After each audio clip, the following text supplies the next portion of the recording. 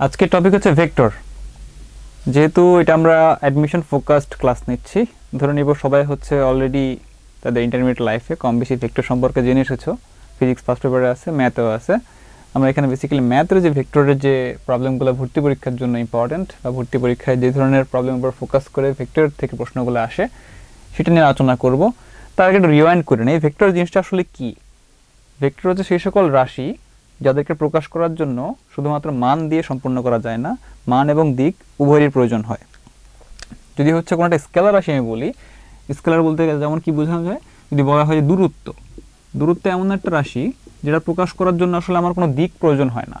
আমি তার থেকে 5 মিটার দূরে আছি, জাস্ট এই কথাটা বললাম, মানে 5 মিটার দূরে আছি, দূরত্ব প্রকাশ করছি, কিন্তু কোন দিকে আছি সেটা বলা নাই এখানে। সো এই রাশি প্রকাশ করার জন্য আমার কোনো দিক লাগছে না, এগুলোকে বলা হচ্ছে স্কেলার রাশি, তাই না?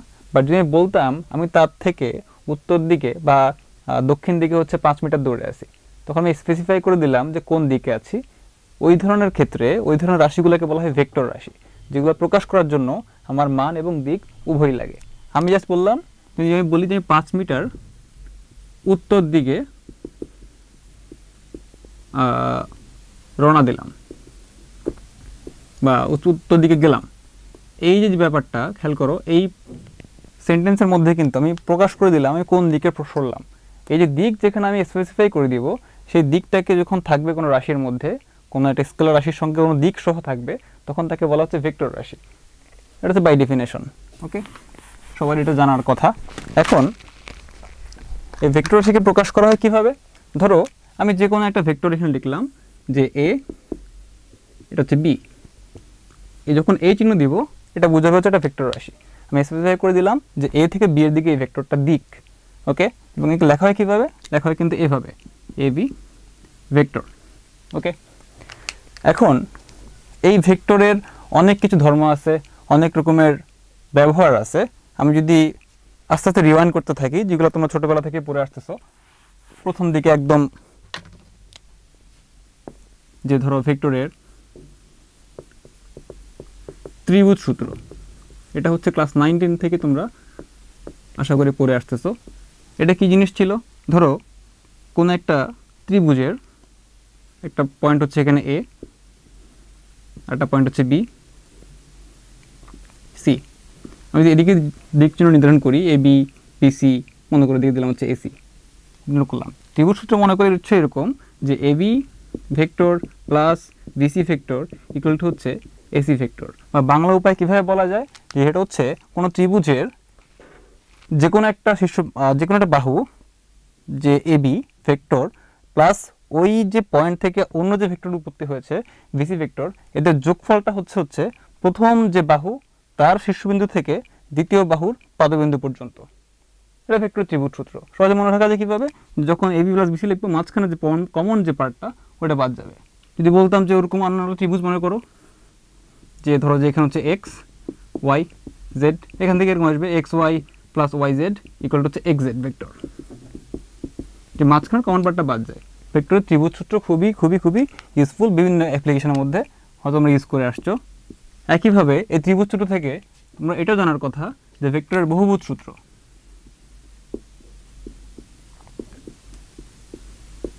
এটা ত্রিভুজ সূত্রের এটা একটা এক্সপ্যান্ডেড অ্যাপ্লিকেশন। আসলে ধরো আমি একটা বহুভুজ আঁকি, এখানে মনে করো একটা ষড়ভুজ আঁকলাম, A B C D E F.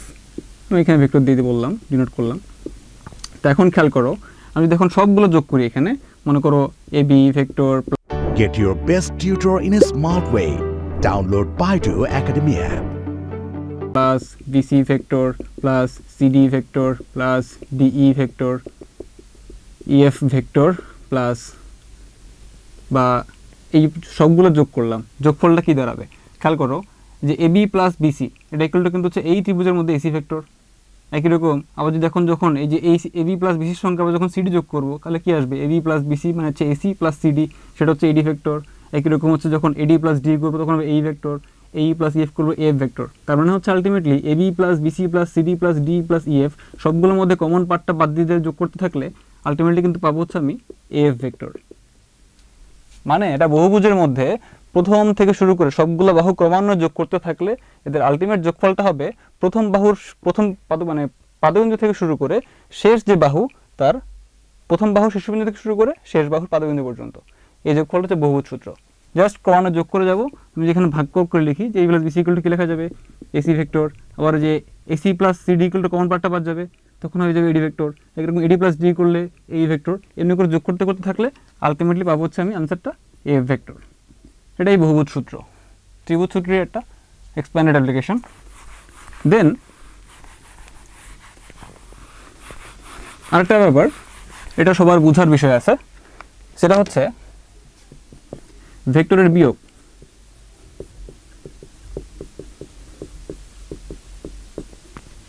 Vector বিয়োগ কি ব্যাপার?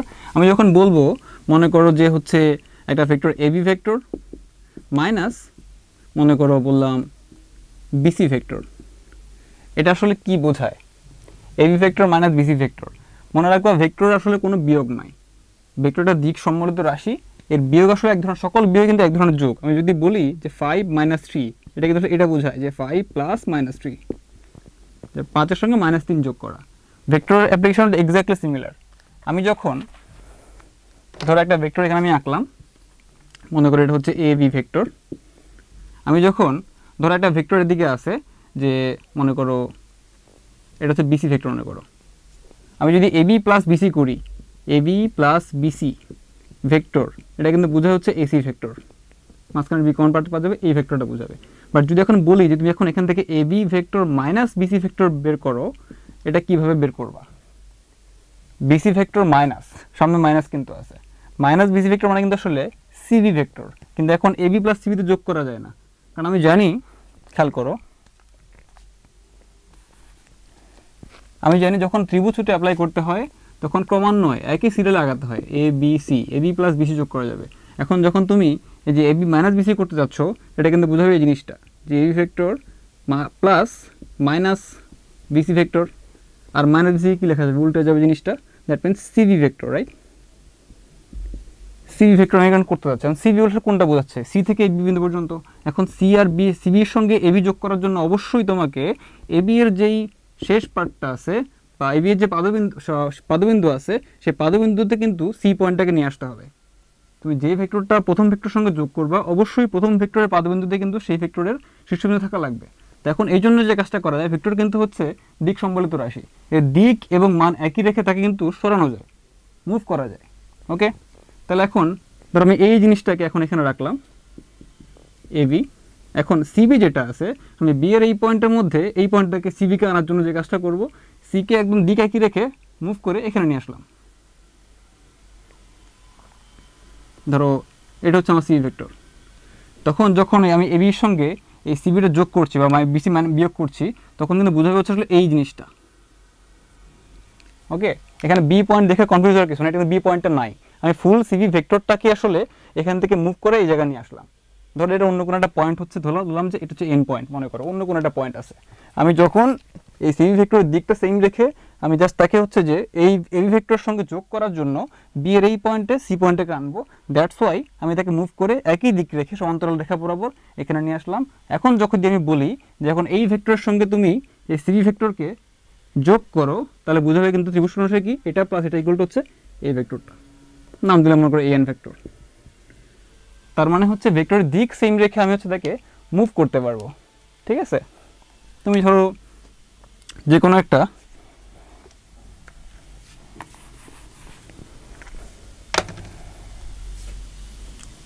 সামান্তরিক চিন্তা করলাম, আমি মনে করো এ বি সি বি সামান্তরিক।